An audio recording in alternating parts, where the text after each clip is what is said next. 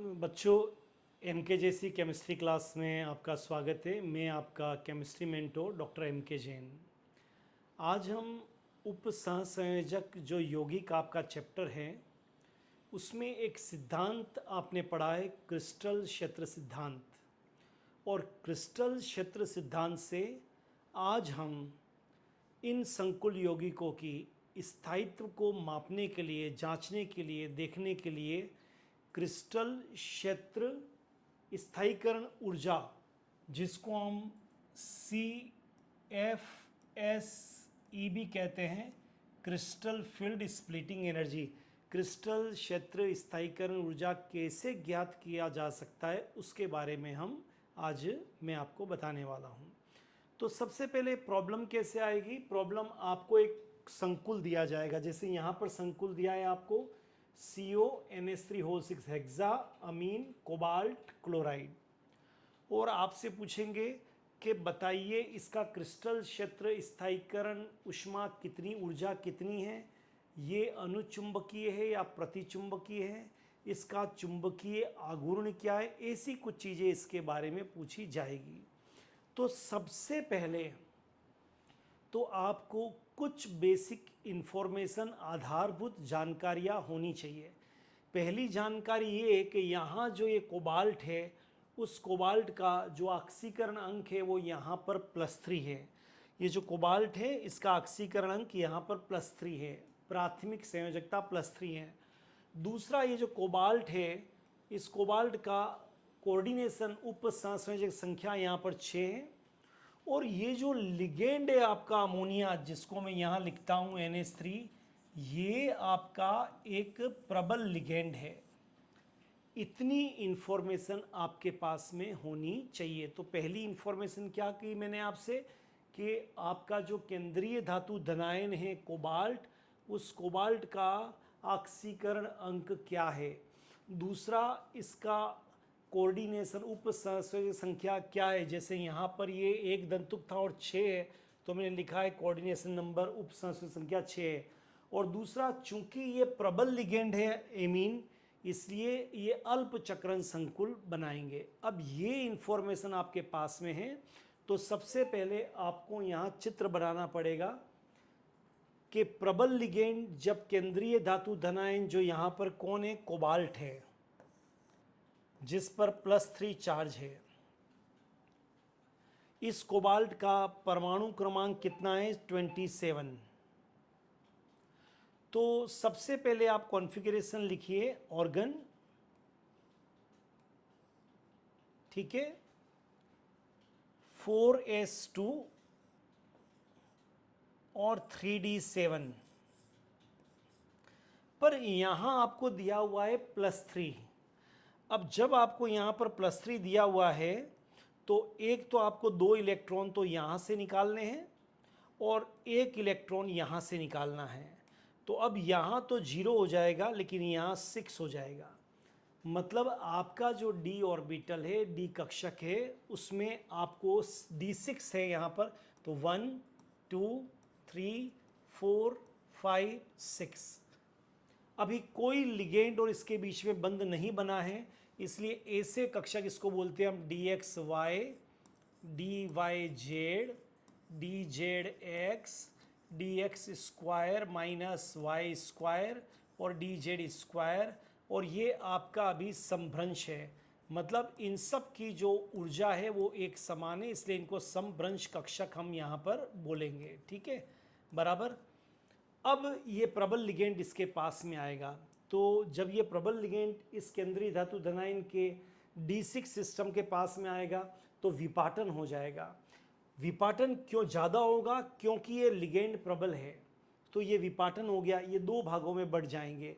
वो इसलिए बढ़ जाएंगे क्योंकि ये जो dx² माइनस y² और dz², जिसको आपने ईजी से बताया है, ये अक्षों पे पाए जाते हैं, इसलिए पहले लिगेंड से टकराएंगे और इनकी ऊर्जा बढ़ जाएगी। जबकि dxy, dyz और dzx ये अक्षों के बीच में पाए जाते हैं, इसलिए इनकी ऊर्जा कम हो जाती है और इस सेट को हम बोलेंगे T2G। क्लियर। ये आप CFT वाले जो हमारा अलग से वीडियो है उसमें आप डिटेल में देख सकते हैं CFT के बारे में। तो हमने डायग्राम बना लिया। अब यहाँ कितने इलेक्ट्रॉन है? 6। तो सबसे पहले इलेक्ट्रॉन यहाँ जाएंगे कम ऊर्जा वाले में, 1 2 3। अब वो यहाँ नहीं जाएंगे क्योंकि ये जो क्रिस्टल क्षेत्र विपाटन या क्रिस्टल क्षेत्र स्थायीकरण ऊर्जा बहुत ज़्यादा है, इसलिए। और ये जो पेयरिंग एनर्जी है, युग्मन ऊर्जा, इस पी को बोलते हैं युग्मन ऊर्जा। इलेक्ट्रॉन को युग्मित होने के लिए जो आवश्यक ऊर्जा चाहिए वो कम चाहिए। तो रसायन शास्त्र में, केमिस्ट्री में हमेशा कम ऊर्जा वाला काम होता है। तो 5 4 5 और 6 ये पूरा भर जाएगा। तो सबसे पहला काम तो आपको अष्टफलकीय संकुल कैसे मालूम चला? क्योंकि यहाँ पर कोऑर्डिनेशन नंबर 6 था। दूसरा आपको कैसे मालूम चला कि ये अल्पचक्रण संकुल था? क्योंकि इसमें लिगेंड जो था वो आपके प्रबल था। फिर आपने ये चित्र यहाँ पर बना लिया। अब आपको जो मूल निकालना, इसको देख के आप ये तो बता सकते हैं कि ये बताइए अनुचुंबकीय या प्रतिचुंबकीय है। तो अनुचुंबकीय के लिए तो अयुग्मित इलेक्ट्रॉन चाहिए आपको, तो हम बोलेंगे ये अनुचुंबकीय तो नहीं है। पर चूंकि सारे इलेक्ट्रॉन यहाँ पर युग्मित है इसलिए ये प्रतिचुंबकीय है। ये चुंबकीय क्षेत्र को प्रतिस्थापित करता है, रिपल्सन करता है, उसका प्रतिकर्षण करता है। तो ये प्रतिचुंबकीय है। और प्रतिचुंबकीय तो ये रंगहीन है, इसका कोई रंग नहीं होता है। क्लियर? तो पहले ये, और इसका जो चुंबकीय आघूर्ण है वो शून्य होगा क्योंकि इसमें एक भी अयुग्मित इलेक्ट्रॉन नहीं है। ठीक है। अब हम यहाँ की बात करते हैं। हमारा मुख्य काम था कि क्रिस्टल क्षेत्र स्थायीकरण ऊष्मा निकालनी है। ऊर्जा किसके लिए? अष्टफलकीय संकुल के लिए। तो सूत्र को देखिए, ये डेल्टा ओ का मतलब है क्रिस्टल क्षेत्र स्थायीकरण ऊर्जा अष्टफलकीय संकुल के लिए बराबर, ये आपका फॉर्मूला था -0.4। ये कैसे आया आपको मालूम था? जब आपने इसको बनाया था तो इसकी ऊर्जा कम हो जाती है, 0.4 माइनस कम हुई है इसलिए, और DQ ये इसकी इकाई है ऊर्जा की। और ये बढ़ जाता है तो +0.6 या 0.6 DQ ये बढ़ जाता है, इसलिए इसका साइन क्या बताया मैंने? प्लस बताया। तो अब इंटू T2G, मतलब T2G में कितने इलेक्ट्रॉन है ये आपको देखना है। तो T2G में यहाँ पर कितने इलेक्ट्रॉन है? 6। तो आपने 6 से इसको मल्टीप्लाई कर गया। आया फॉर्मूला समझ में? फिर है आपके पास में 0.6 इंटू किस में इलेक्ट्रॉन बोल रहा है ये तो जो इलेक्ट्रॉन थे 6 वो किस में थे? आपके T2G में। Eg तो यहाँ पर खाली पड़ा हुआ है, कोई इलेक्ट्रॉन नहीं है, तो इसको आप यहाँ पर Eg वाले को आप यहाँ पर मल्टीप्लाई कर देंगे किससे? 0 से। क्लियर? तो आपने इंटू यहाँ पर कर दिया 0। क्लियर? और DQ और प्लस पेयरिंग एनर्जी। तो युग्मन ऊर्जा यहाँ पर 3 बार, देखिए 1 2 3, ये 3 बार हुआ, इसलिए मैं P बराबर इसके लिए कितना हो गया? 3। अब आप इसको सॉल्व कर लीजिए तो आप बता पाएंगे, ये आपके हो जाएगा -2.4, ये 0 है पूरा, DQ और +3, ये इसकी क्रिस्टल क्षेत्र विपाटन ऊर्जा है जो संकुल आपको दिया गया है। तो एक बार फिर हम अच्छी तरह से इस पूरे को देख लेते हैं। फिर आपको कोई भी कम यौगिक दिया जाए, आप उसके लिए क्रिस्टल क्षेत्र विपाटन या क्रिस्टल स्थायीकरण ऊर्जा निकाल सकते। देखिए, सबसे पहले आपको संकुल दिया जाएगा और इस संकुल के लिए पूछा जाएगा क्रिस्टल क्षेत्र स्थायीकरण ऊर्जा निकालिए। आपको सबसे पहले बताना है कि इस पे प्राथमिक संयोजकता मतलब कोबाल्ट पे कितना आवेश है। उप संख्या 6 इसलिए अष्टफलकीय संकुल है, और प्रबल लिगेंड है इसलिए यह अल्पचक्रण है।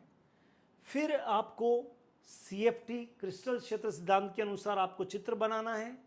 चूंकि लिगेंड प्रबल है इसलिए विपाटन ज़्यादा होगा, तो यहाँ पर ये क्रिस्टल क्षेत्र विपाटन ऊर्जा डेल्टा O ज़्यादा है, और ये जो P है युग्मन ऊर्जा ये कम है, मतलब यहाँ युग्मन आसानी से होगा क्योंकि केमिस्ट्री में कम ऊर्जा वाला होता है।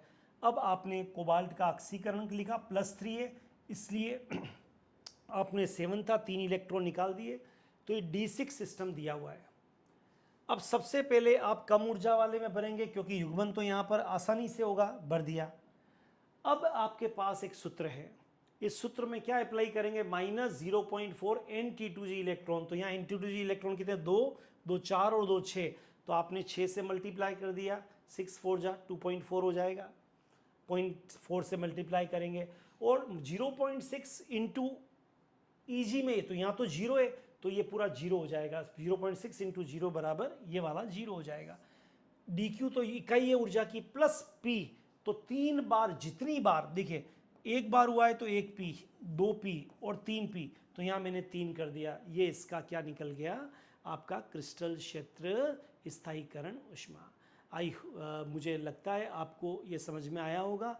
अब आप कोई भी और सिस्टम लेकर भी इसको कर सकते हैं, D1 करके, D2 करके, D3 करके, D4 करके, D5 करके भर के, और सूत्र में पहले यहाँ भरेंगे, युग्मित होंगे, फिर वहाँ जाएंगे। मुझे आशा करता हूँ आपको ये समझ में आया होगा। ठीक है, इसी तरह के और वीडियो आपको मिले लगातार, हर टॉपिक के आपको मिले छोटे छोटे वीडियो, तो आप चैनल को सब्सक्राइब कर लीजिए, तो आपको आगे भी ऐसे वीडियो मिलते रहेंगे। All the best.